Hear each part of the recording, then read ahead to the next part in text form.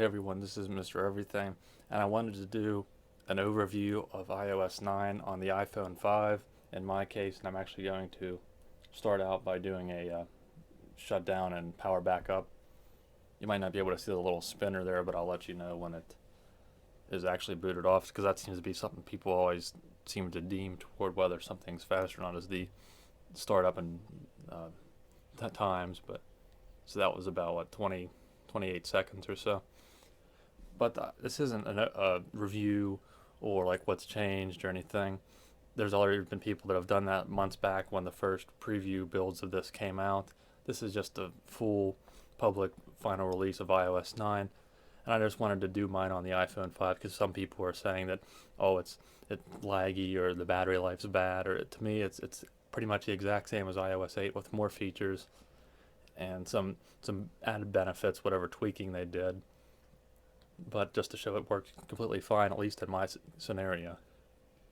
Now the 4S, I don't know, I can't say. The 5 or the 5 is definitely a much more powerful phone, and you can see that would be the startup time. And again, apps, even though I just started it up, it's pretty smooth. Still have the same drop downs here for your notifications and everything. App Store, for whatever reason, always takes a while to load. Now the 5S and the 6, I mean, if it runs smooth on here, it should definitely be smoother on those, so you shouldn't have any issues. A couple of updates there. Again, apps seem to open real nice. Again, I like some of the minor, so you can see here, I like this new multitasking, that's a lot nicer. I like the new photos, like how they're categorized now by screenshots and front-facing cameras, selfies and stuff. There are some little bugs here. Let me actually, it did show up, I'll show you again. Like there's some minor bugs, like for some reason it kind of opens like that, but it's not that big of a deal. And then there's the low power mode. It would be nice if you could pick an actual percentage when you want it to turn on, like kind of like on Android L or Lollipop. It'd be nice if you could make it come on at like 10% automatically, but we all know, like when you get down to 20, because that's how iOS has always been, you get the dismiss. For now you have an option to select it and then it'll turn power saving mode on, which is nice. But again, what if you have the phone set aside and then it goes down to like 20? It'd be nice if you could just tell it to automatically do that. Another thing I noticed is auto brightness. On iOS 8, when you turned it on, it would stay where you want it, but then whenever the different changes in lighting really wouldn't affect it unless you went outside, then it would turn the brightness up. Now it seems to just always try to adjust it, which I really don't like. I liked how it would stay where I wanted it, so I turned auto brightness off. Maybe that'll be something that'll be refined.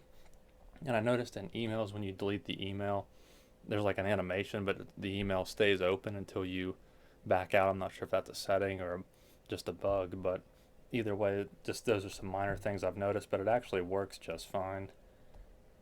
Again, no lag, no problems. And that should clarify that, at least in my case on the iPhone 5, which is not that old of a phone, it's a very well made, very good spec-wise phone, it seems to work just fine. I mean, as you can see, I can just open up apps. Kind of seems ridiculous that this would be something I'd have to show, but again, some people just seem to say it's like just practically ruined their phone, but not for me. That turned blue because of the GPS, so that was normal. It wasn't anything new, but again, speeds seem to be just fine. That might be a little bit slow just because of my internet, but everything runs as it should. No lag or anything, just the same as iOS 8.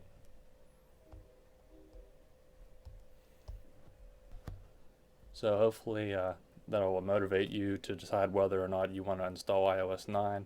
Some people like to wait. Normally I would, but I've tried it out and there's no detrimental things or issues I'm noticing, aside from maybe a few little bugs like I showed. Aside from that, it runs just fine. So I think that's about it here. I'm not gonna get too in depth. So thanks for watching, and have a good one.